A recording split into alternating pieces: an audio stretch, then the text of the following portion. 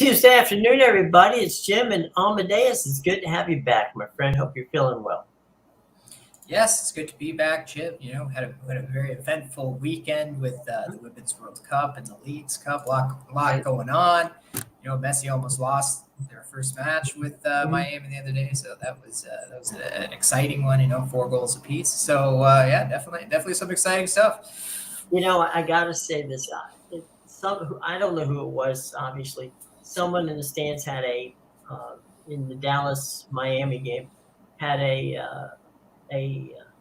placard that they were holding up, and I honestly wish I could have stolen this line. I would have done it in a minute. And that was, this may be Dallas's house, but it's about to get messy. And I thought, that's a clever line. Good on them. Definitely. And it did. He's now got 7 goals in the 4 games that he's played in the league. And, interesting. One of the things, and I would like your opinion on this, they talked about the stat of walking, okay?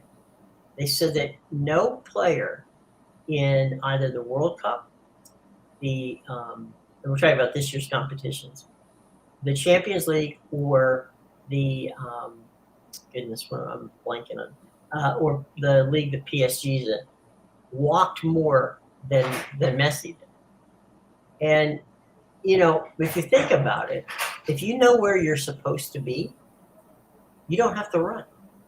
You can just walk to it and walk to that spot. And he's been lulling these defensive people to sleep by just strolling up and down the sideline. And then, oh, by the way, when, they serve the ball out there, he streaks out and he's on his way.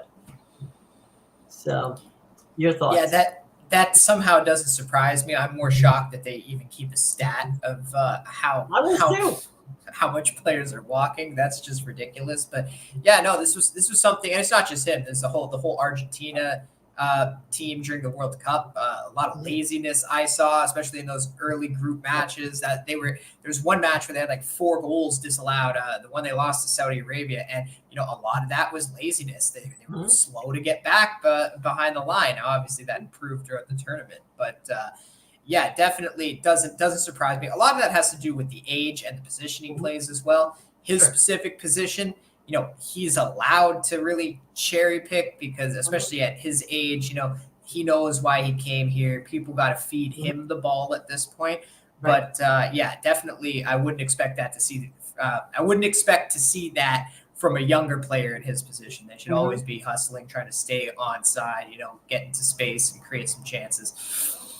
Well, in hockey, right? Your wingers, the guy who scored, the top scorers, they can play defense too. Because sometimes, they lose the puck and they're chasing people down. So, it works all ways. So. It's big in hockey, the back check and the forecheck. But really, it does happen in soccer too. Obviously, you have midfielders. It all depends because your midfielders, you have some that are obviously more defensive midfielders. You have more attacking midfielders. Then you have your box-to-box midfielders. So really, it all depends on the player in the specific position, on whether if they're going to get back or not to help out on defense. Hey, Rye. It's good to have Rye in the building. How's it going? Hope well. Good to see you, Rye. Hey, Rye, quick question for you. Not to put you on the spot, but you're our NASCAR guy. Who's going to win the Cup this year? Do we know? Do you know who's going to take it, or who do you think it's going to be? Be interesting to find out. And by the way, we were talking about baseball the other day, and your guy Lucas Giolito ended up going in another direction. But the Phillies, I think the Phillies will be fine. They're going to be okay. It looks like Trey Turner's starting to hit now, and once that happens, that's trouble for everybody. Yeah, actually, you know what? I was mentioning to Rye about how some people need to be fired here. We in the MLB we had the trade deadline come, right? We had the Angels pull Ohtani off the trade market because we're gonna go for it. So the deadline passes. They've now lost 6 straight. They're below 500 again. Then we had the Mariners, which out of a shock out of nowhere decide, oh, you know what, we're actually going to be sellers, and let's trade our closer away to the Diamondbacks. And now they've won 6 straight, with their massive sweep of the Angels over the weekend. And now, they're 8 games above 500, right in the playoff conversation. All right, right. Martin Truex looks like he's primed to win it all. That's that's good for him. I'm a Ford guy, but Martin Truex is a good driver, and is he RGR guy? I can't remember. 3 races till playoff starts. Yeah. Do you have a favorite race, Ryan? I mean, there's some really cool tracks out there. Bristol, that little half-mile track is fun to watch. It's also dirt, which makes it even weirder, but it's that's an old school track. But they've got kind of cookie cutter tracks in some of these things. Also, one quick thing with Ryan, I'm going to ask him this question. This year, NASCAR decided they were going to do a street race, and they did it in Chicago, and it was quite not too many Fords in the playoff this season. Yeah, it's been a tough year. So, your thoughts, Ryan, on what happened in the street race? Did you like it? Did you like what they did in Chicago? What's going on there? But anyway, it's been crazy. And it's been, the trade deadline was crazy, and now we're getting ready to see very much. Oh, Bristol, okay, Kansas, Talladega. Oh, all of those are good spots. Why? Just out of curiosity, why Kansas? Talladega, I get. That's a super speedway. Might be the fastest speedway in all of racing, of any racing. Bristol's always a pain in the neck because it's tough. Street race was awesome. I liked it. Hope they do it again. Okay, we'll see. That'd be fun. There's some really good potentials there because they do street racing in IndyCar. It's a little easier because Indy cars aren't as big, but it'd be interesting to see. Let me take a quick look and we'll run down what happened today in the Women's World Cup action. In the Women's World Cup action, Colombia beats Jamaica in the round of 16, 1-0. Meanwhile, France just blows Morocco off the map, 4-0. So those are games in the round of 16 today. Obviously, they're over. And what was your thoughts, Amadeus, on Colombia beating Jamaica 1-0, and then France just rolling Morocco? Yeah, it was pretty good. I watched both of those matches. I had Colombia and I had France -2 as my round of 16 game of the year. So that one panned out. I was expecting France to blow the doors off Morocco. Morocco looked good in their last 2 matches against. So they beat a South Korea team 1-0 that didn't look good in the whole group stage. And then their last match that they needed to win to advance, they beat Colombia, obviously 1-0, and that was right after Colombia, as Foxy put it. Colombia had that historic win over Germany, so that was a bit of a letdown for them, and things kind of fell in the right place. But at the end of the day, it's the same Morocco team that got blown out 6-0 by Germany in the first match of the tournament. So France has also looked very good ever since that. They started off slow with the scoreless draw against Jamaica. Jamaica, who only gave up 1 goal in 4 matches of the tournament. So keep that in mind. But ever since France beat Brazil, they've just been absolutely rolling teams, and they look like a big threat. I'm actually more disappointed in England the other night. Actually, I don't know if I am disappointed in them because I nailed this team right from the start of the tournament. I said they were overrated, and that's exactly what we saw. They tied Nigeria 0-0 and won on penalties. And that was a problem I said they had. When you looked at their journey in the Euro Cup last year, England won the Euro Cup, but they needed a lot of extra times to get there. And, they needed extra time against Nigeria, who's really, they're very good in Africa, but on the world stage, they're not one of these better teams. And England is definitely, I think, going to struggle. Now, obviously, they play Colombia in the next match. So that might be one they get by. I don't know if they're going to do it in the 90 minutes, but, they could get by Colombia. Mm-hmm. They're going to get stopped, though. If they get by Colombia, they'll get stopped in the next round. I definitely think I nailed this England overrated team. Brian wants to know if Spain is still alive. Yeah, you know what? Spain, I was disappointed in the way they. I really liked the Spain coming into the tournament. I was disappointed the way they played in the group stage, specifically against Japan. They looked great in their other two games, but they got aggressive against Japan and they got absolutely eaten alive on defense. They would leave a back to it sometimes, and you just can't do that, especially with the speed that Japan has. But they redeemed themselves. They won their match against Switzerland 5-1, absolutely blew the doors off. And if you look at their scores now, they beat Costa Rica 3-0, Zambia 5-0, 5-1 against Switzerland. So really, it was just that 4-0 loss to Japan, which obviously Japan looks like they're going to be a deep threat in the tournament. Those two actually, I think, might meet up. If both Japan and Spain win their next match in the quarterfinals, I think they actually meet up in the semifinals. I'm not 100% sure. I'd have to look at the tree again, but yeah, that'll be an interesting one for sure. But yes, Ryan, I definitely think Spain is still alive. It's going to be interesting. I mean, if Japan gets kicked out in the next round, it'll be great for Spain. I think they could definitely go all the way, especially with some of these teams are left right now. I would say Japan, Spain, and France are probably the three best teams left in the tournament right now. Which is going pretty good in that regard.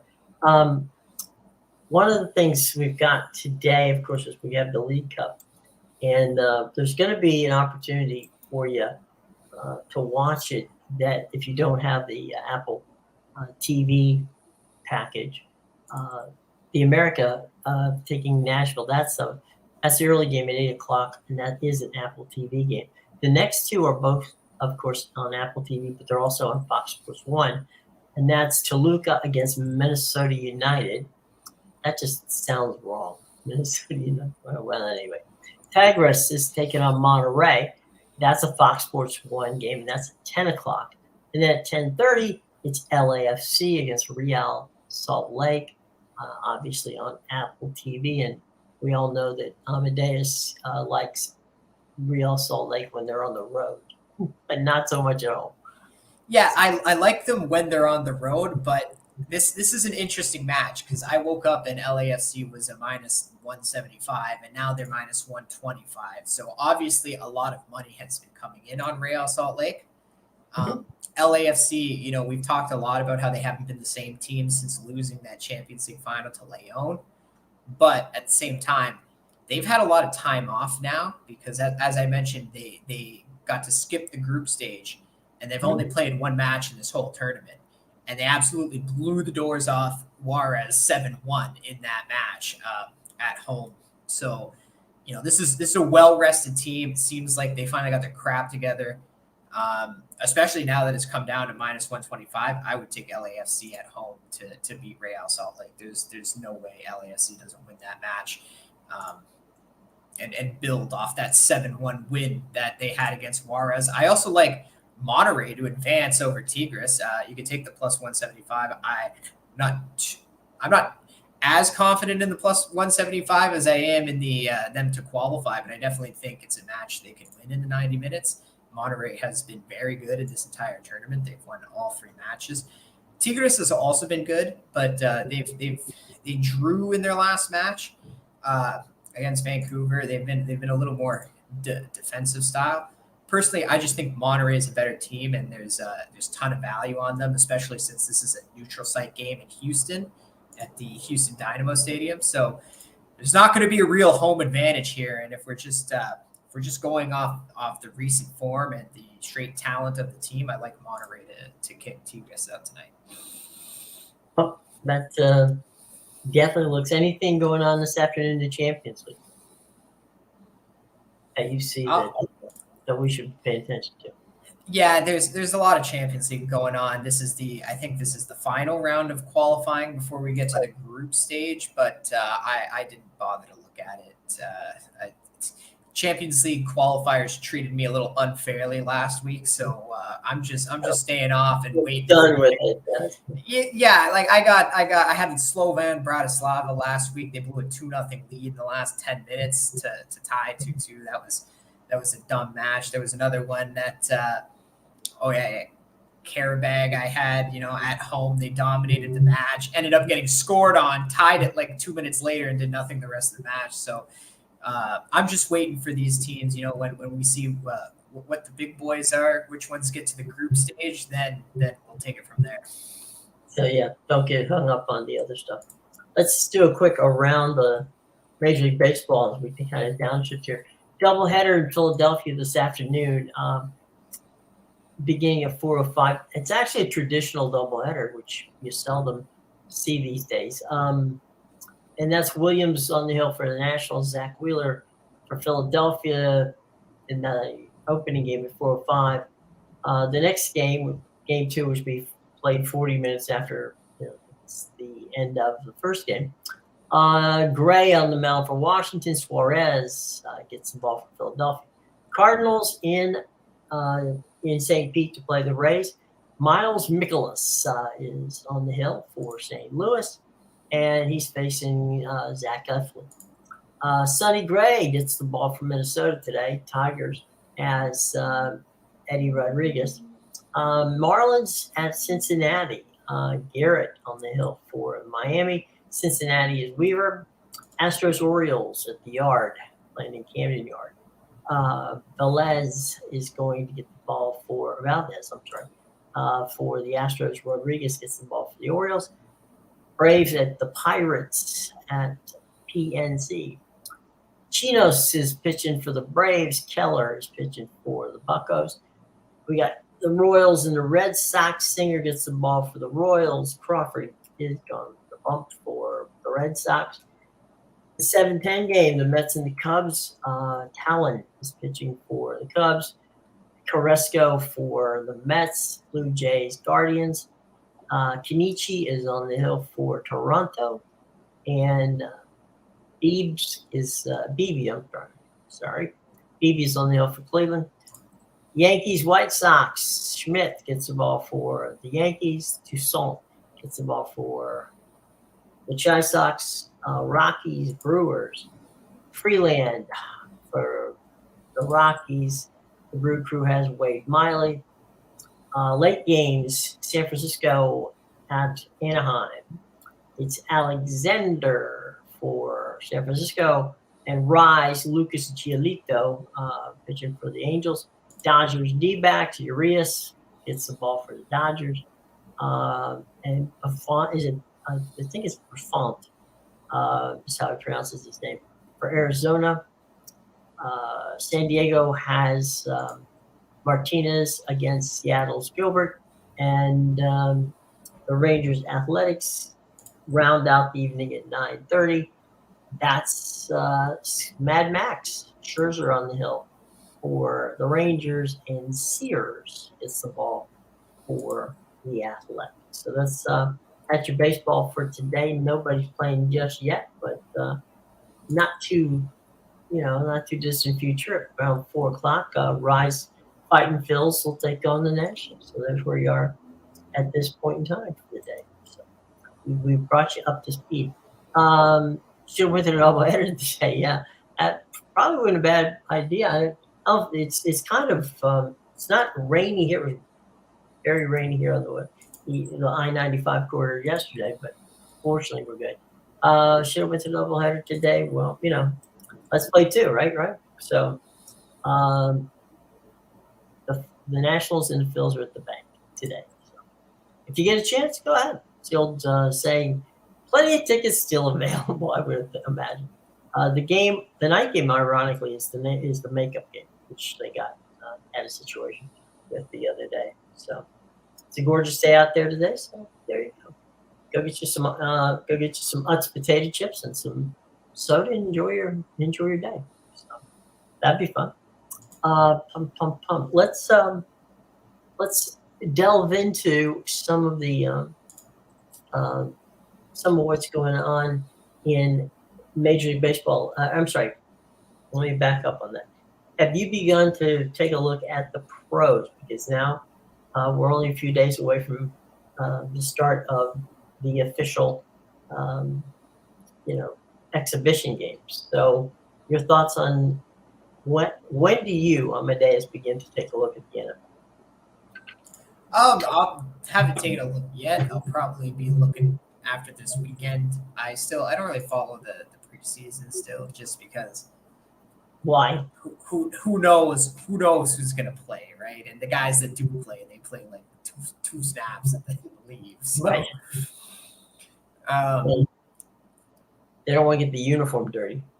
yeah, definitely. I have been looking into some college. Looks like the Pac-12 is not going to exist very soon.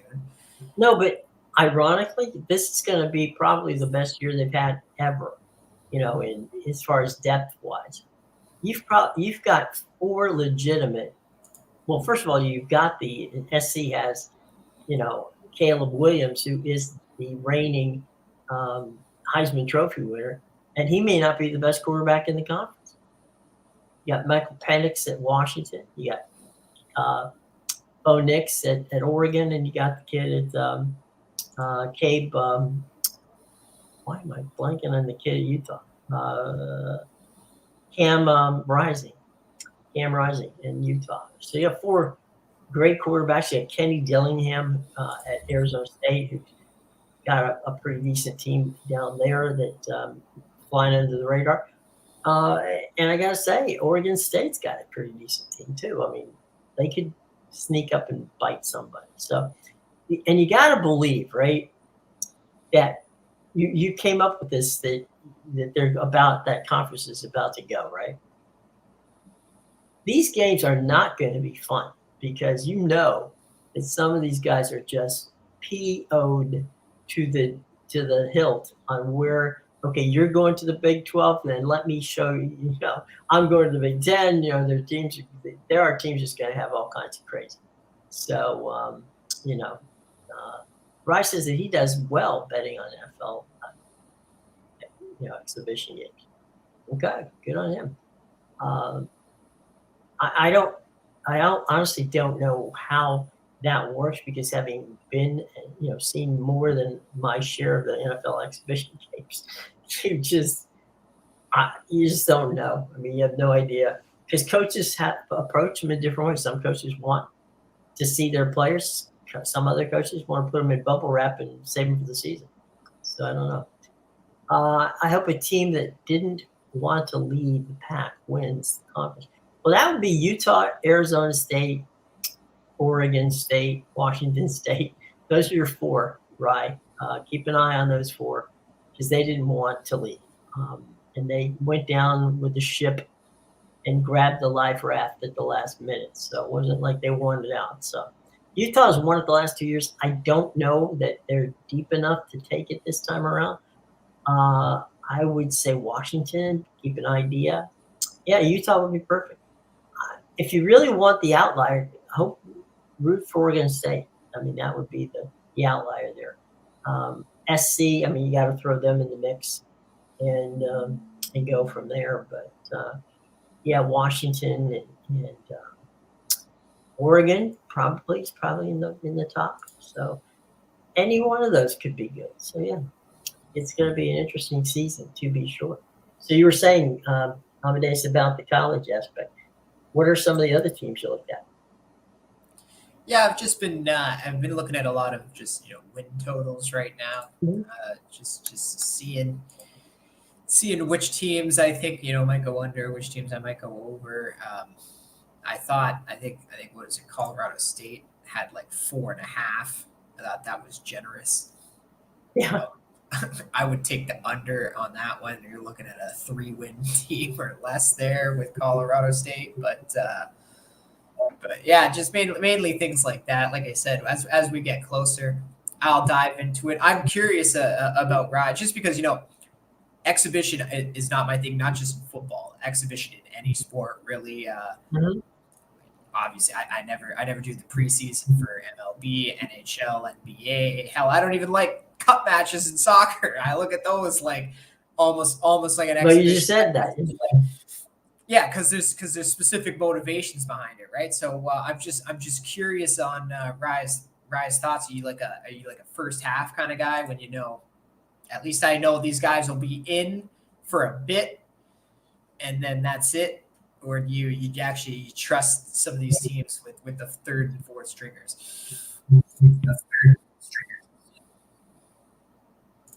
Evidently, he does trust some of the people with the third, fourth stringers, isn't it? Yeah, like if I were to bet it, I would probably bet first half, first quarter type of stuff. Yeah, when the players that are good are in there. Yeah, when Rogers is going to play the first drive. If we can get a touchdown on the board, we're good, and then we won't see him the rest of the game. Right. And then say goodbye. Here's the top 25. It just came out about 2 hours ago from the Associated Press. This is the top 25 in college football. Georgia, I can't argue with that. 15 surprises there. So there you go. We'll take that one. You got TCU at number 2. I'm not sure that's that. I would go with that. That's way too high for TCU. I understand you want to respect them from the finals last year, but no, they got both.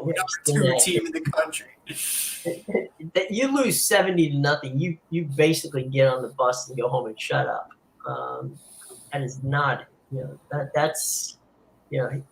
Georgia beat them worse than they beat some FBS schools. Everybody can have a bad day, but I don't see TCU as the second best team in the country. Michigan at number 3. Again, have you not paid attention? Okay.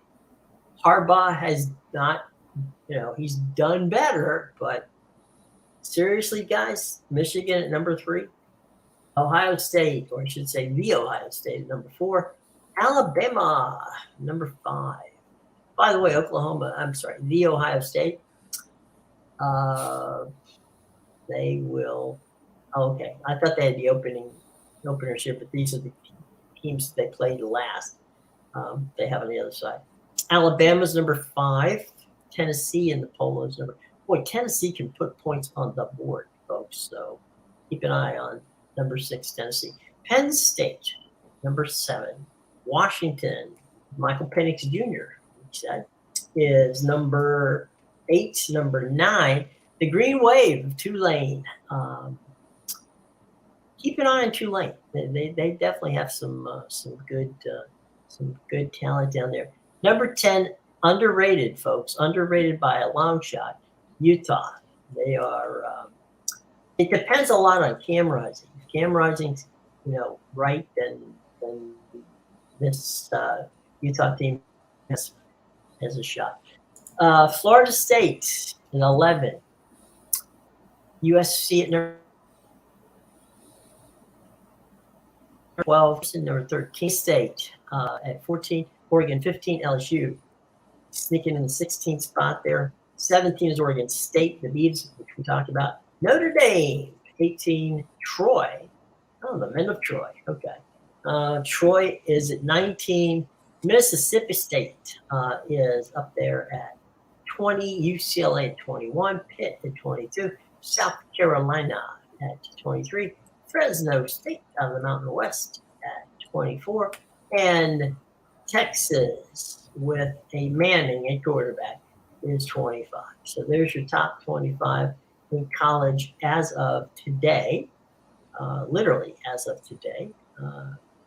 And you've got some teams there that I don't think we agree with, but hey, it's a preseason poll, so we'll find out a few weeks from now whether or not that those folks earned those ratings at this point. But yeah, I'm not going to argue with George at all. It feels like they just look at last season and throw it out there. They're like, yeah.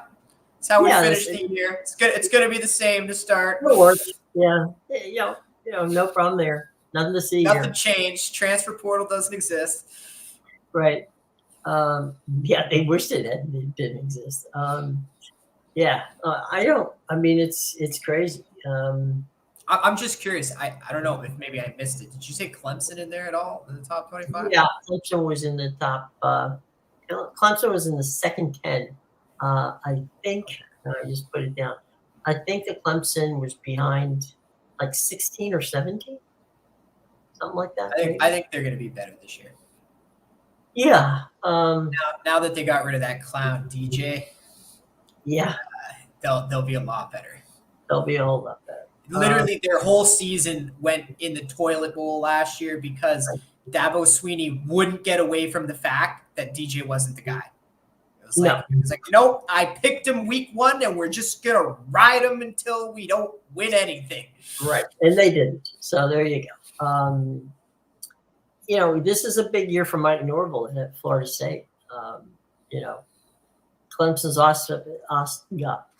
offense is still suspect. I would agree with you, Ryan. I said they're going to be better. I didn't say they're going to be a top 4 team. I just said they were going to be better. Jeff Scott, who was their OC and their offensive coordinator and their play caller, left a couple years ago, and Dabo's taken over the play calling situation, and that's not been good. He lost. Clemson lost their D coordinator to Oklahoma. So, sometimes these coaches, especially a guy like Dabo Swinney, who's been in this for a long, long time, they delegate so much off to the assistants and the play callers and all that deal that they sometimes lose. They forget what they did to get them there. So I'm thinking that Dabo is probably going to be a little better at play calling this year than he was last year. But goodness, Dabo and Mike Norvell. I mean, FSU, because of what they're doing with their mouthing off and trying to get out of the ACC or at least break the grant of rights, is putting a target on their back. So, Mike Norvell's got ridiculous pressure because if they go, and I don't know, if they win 7 or 8 games, 8 or 9 games, that's just not going to fly because it's you're going to get people say, "Aha, you're trying to tell us that you're ready to go and you're one of the big boys and you can't get out of the ACC without more than 7 or 8, even 9." Anything short of a 10-win season, I think, would be a major mess for Florida State, and they would have that only to blame themselves for bringing that on. Yeah, go out there and win it if you're so good. You want to go win the conference. When was the last time you guys even won the conference? It's been a minute. Well, I don't think they won last year. They did actually. They actually did win. Oh, did they? Okay. So that was like the first year. That's right. But they dominated by Clemson for a while. That was the last time they won the conference. Was when Jimbo Fisher and they won the national championship. So it's been a minute. But they did win the conference last year. Well, see, that's the other thing, right? Like that could go to their head this year. Well, so especially if you say, just like the Pac-12, you're gonna have teams coming for them every week. Well, yeah, I mean, if you're the one who's sitting there going, "We deserve more money than you do," and you're playing them, it just might come back to haunt you. Keep your mouth shut, your head down, and if you want to get out of the conference, work on it. Do like Oklahoma and Texas. Do it when nobody's looking. Last season was their first winning season since Jimbo left. Yeah, I never liked Jimbo. I'll be honest with you. The way he treated Bobby Bowden. You and a lot of people, Jim. Just one of the great whiners of our time. But I will tell you, Mike, I was going to say my slide, but it's, the commissioner of the SEC, they know how to do it. When Jimbo is when they're having media day, this is last year, Greg Sankey, who's the commissioner, right after Jimbo gets up and talks, about what's happening for Texas A&M, he walks to the podium and announces that Texas and Oklahoma are coming to the league. And Jimbo went apoplectic on what happened. It's like, how could they steal my thunder and all this stuff that we've got coming? And now Texas is coming and Oklahoma is coming. It's like, how did you not know this? Somebody in your athletic department knew it because they signed off on it. So, it's I don't know. Jimbo just rubs me the wrong way. I mean, maybe it's just me, but I don't get it. And I think he rubs a lot of people the wrong way, Jim. Yeah, he gets a lot of money for screwing up. Yeah, more than anything since he left Florida State. Yeah. He's done such a great job at Texas A&M over there. Well, I'll tell you what. Let's take a look and watch what I think you said Clemson, not Clemson. Colorado was like a 3, right? Colorado State. Colorado State. Yeah, I was talking about Colorado State, but I know you're down on Colorado. I actually think theirs is lower. Theirs is 3.5. You're right. You told me that. I'm hoping that Coach Prime does well.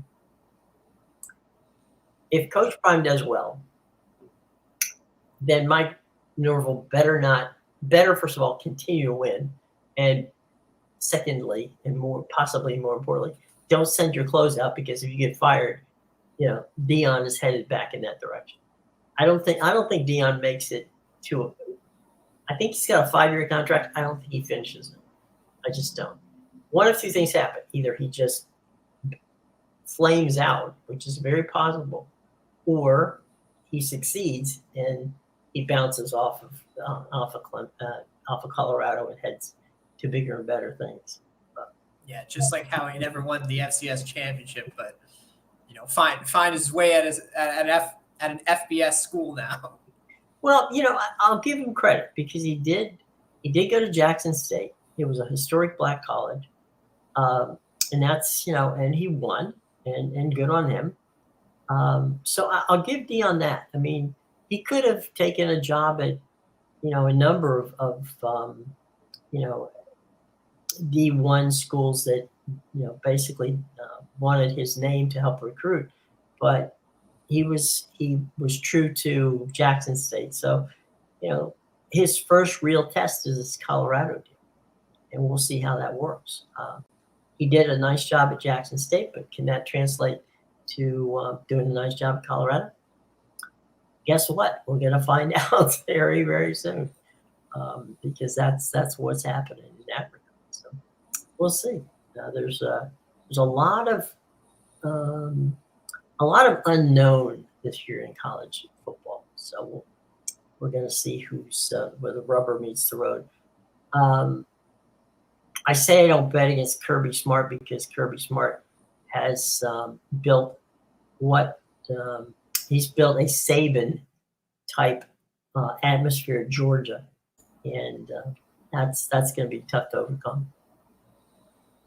Yeah, definitely. He's done a lot. A lot of people didn't think they were going to be good again last year, but sure enough, they won the championship. They replenished the coffers quite well in the offseason. So I'm sure they're going to be the same team. They've established themselves as a dynasty, and it was coming. There was so many years when it was like just Alabama and Clemson as the dominant teams. They were there. They weren't good enough yet, but now they're here. And well, I know as a Florida fan that getting past Alabama is not easy, and Kirby Smart was Nick Saban's defensive coordinator for many, many years, and a lot of people said when he was with Saban that he was possibly one of the best recruiters in the country. And I think anybody who might have doubted that at this point, don't doubt it anymore. He can recruit, and he's got people around him who can recruit too. So if you're good, Kirby's going to find you, and he's done a nice job there, and we'll see how it pans out. But yeah, if I'm TCU, I'm not bragging on on how my number 2 position is. We'll give Rye, we'll give you that line, the old Dale Earnhardt line, that second is just the first of the losers. So, in the case of TCU, I know I'll get flack from TCU fans, but I can take it, all 7 of you. I'll give you another line. Okay. In honor of Rye. Okay. TCU, if you're not first, you're last. Right. That's all I'm going to say. Talladega Nights. That's right. Ricky Bobby. Oh, man. Okay, TCU, if you're not first, you're last, and 70-0 is well off of first. What's I forget who said it, but it was might have been Bear Bryant. They lost something to somebody. He goes, "You've embarrassed your grandparents. Forget your parents. You've gone all the way generational. That's generational embarrassment." So yeah, 70-0 in the championship game. That was over before people's soft drink got cold. So I got hot. I was just watching for the over at that point. I just needed Georgia to keep racking it up. Was the over 100? I mean, it was actually, I think it barely it was something in the 60s. Well, yeah, I mean, you would think that like a 31-33 game or something like that. Okay, fine. But not all of the points on one side. That would have been, we covered, but they were all scored by Georgia. It's okay. We got there. Yeah, you get the ends. It's like they do. It's like they do. We need to hit the over, and TCU's not going to help us. So keep running it up, boys. Yeah, just roll. So there you go. All right, dude. What you got going today? Talk about in the show box below, folks. When you click on it, you'll pop up. Amadeus will pop up in your home and tell you this is what you need to do. Yeah, so you can get my plays at BigAl.com and PickAdvisor.com. As you said, the link is in the description below. And tonight I got 3 MLB up. I got my Copa Sudamericana total of the month. I got one play on the Copa Libertadores as well. And I even have my Premier League game of the week posted for Friday. So you can go get that if you're just eager to get out to the Premier League this weekend. I got that ready to roll, and I'll have some more Premier League action for the whole weekend up later tonight, as well as some Women's World Cup for the next round. I'm coming off a 2-0 day, obviously with the Colombia and France this morning, and I'm 5-3 in the knockouts of the Women's World Cup now, but I'm a perfect 5-0 with side plays. So if you see me release a side play, go get it, because I can tell you who's going to win right now these matches. There you go.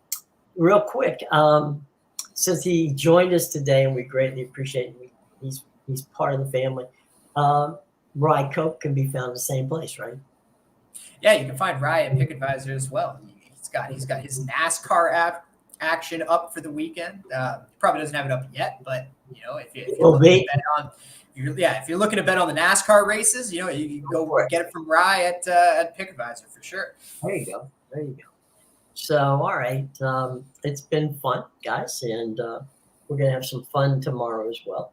It'll be Wednesday. We glad to see that Amadeus is feeling better, and it's always good to have him here with us, because otherwise you got me for an hour. So Lord doesn't, you don't need that. That's cruel and unusual punishment. So anyway, for Amadeus, I'm Jim, and we'll give Rye the last word. Let's cash some winning tickets. We're going to do our best there, Rye. All right, so for Amadeus, myself, and our buddy Rye, have a great day, everybody, and I will see you, as we all will, tomorrow.